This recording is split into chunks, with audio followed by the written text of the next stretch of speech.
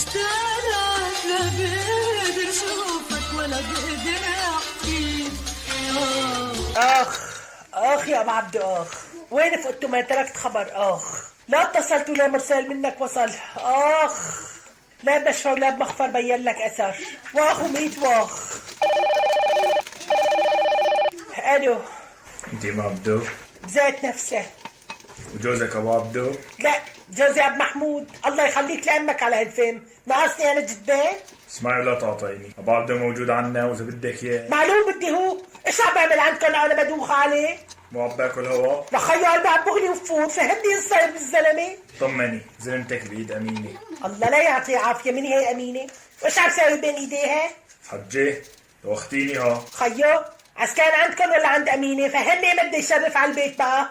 بس تأمني له اجرة الرجعة. ليه على قلبي ما ضل معه مصرات؟ دلي الدني فين حوشكم لا بعد قاعده ياخده. نحن بنجيب لك اياه لعندك مسك معطر. ممنون يا لطفك ابوي. بس احسبي حسابك، طبقي لنا مليون ورقة لبين ما نوصل. شو؟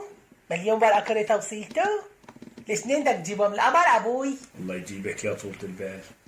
لك ليكون خاطرينا لعب عبده ومستحي تقول لي. عليكي نور، وبدنا مليون ورقة فدية حتى نرجعه.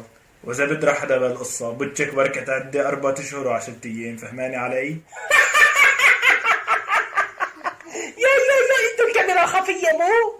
ينخفى حسك على هالمقلب كتير تضحك. زيق ابوي زيق. جوزك بين الحياة والموت وانت عم تضحكي وتتسهسكي، كني أبياني عنه.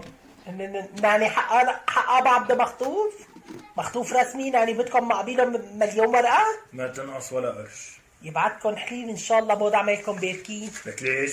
لكن ابو عبده اللي اذا وقف ببين وبرك بزين ورفع كفه بمر كل هالخلايق حق مليون ورقه بس. قول لي بدي ذهب، قول لي بدي الماس. خيتو نحن هي تسعيرتنا، دبري لنا المليون وما بدنا غير شيء. عسكر قلت لك ما معي من